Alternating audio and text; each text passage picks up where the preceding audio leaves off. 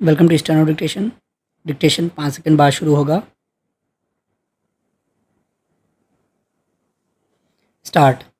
देश की राजधानी में एक 5 मंजिला भवन गिरने से 6 लोगों की मौत और कई के घायल होने के बाद भवन स्वामी की गिरफ्तारी करने के साथ ही नगर निगम के 2 इंजीनियरों को निलंबित कर दिया गया। इसके अतिरिक्त मजिस्ट्रेट जांच के आदेश भी दे गए।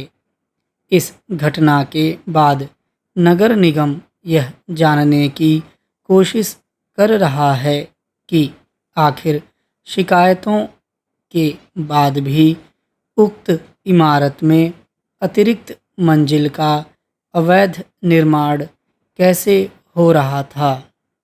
वह अन्य ऐसी ही इमारतों की छानबीन में भी जुट गया है, लेकिन इसके आसार कम ही हैं कि आगे ऐसी घटनाएं नहीं होंगी और अवैध निर्माण का सिलसिला बंद रहेगा, क्योंकि यदि ऐसा होना होता तो बहुत पहले हो गया होता। आखिर दिल्ली में ऐसी कोई इमारत पहली बार नहीं गिरी जो अवैध रूप से बनी थी या निर्मित की जा रही थी। ऐसी न जाने कितनी घटनाएं हो चुकी हैं और फिर भी नतीजा ढाक के 3 पात वाला है।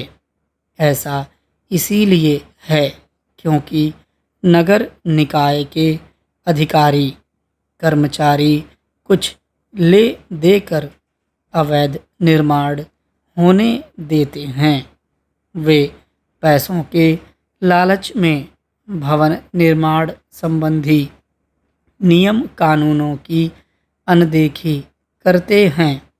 इस मामले में जो स्थिति दिल्ली की है वही शेष देश की भी है। हमारे हर छोटे बड़े शहर में अवैध एवं बेतरतीब निर्माण हो रहा है। यह स्थानीय निकायों के संरक्षण और उनकी जानकारी में होता है।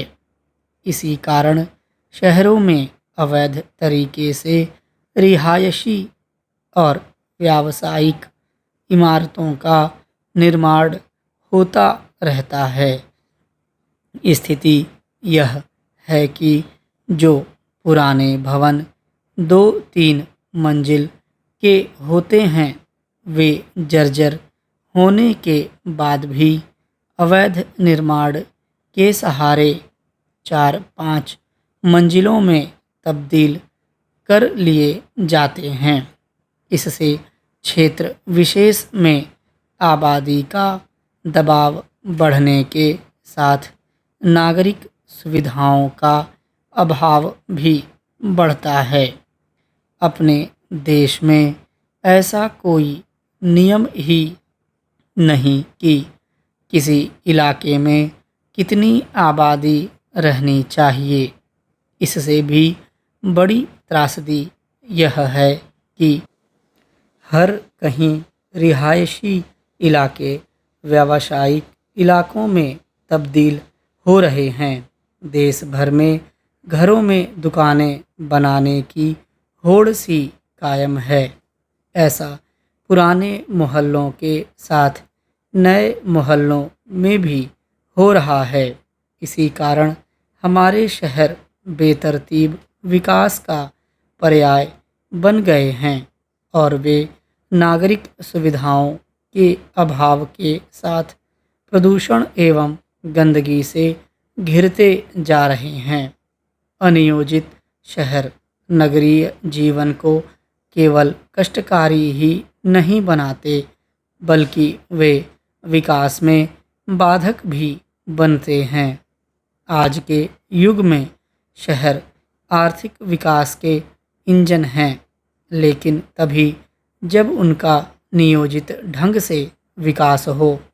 विडंबना यह है कि जिन नगर निकायों की पहली जिम्मेदारी शहरों के नियोजित विकास को सुनिश्चित करना है, वे उसका ही निर्वाह करने में बुरी तरह नाकाम हैं। यदि शहरों की सूरत संवारनी है और उन्हें विकास का वाहक बनाना है, तो स्थानीय निकायों के कामकाज के तौर तरीकों को पूरी तरह बदलना होगा।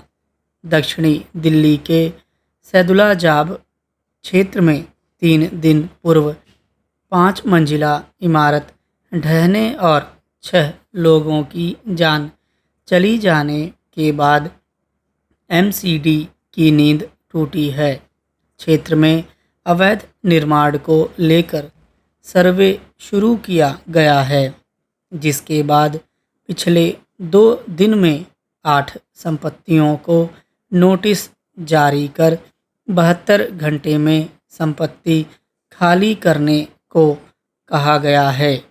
ये वो संपत्तियां हैं जिनमें मौके पर अवैध निर्माण होता पाया गया या ये खतरनाक पाई गईं।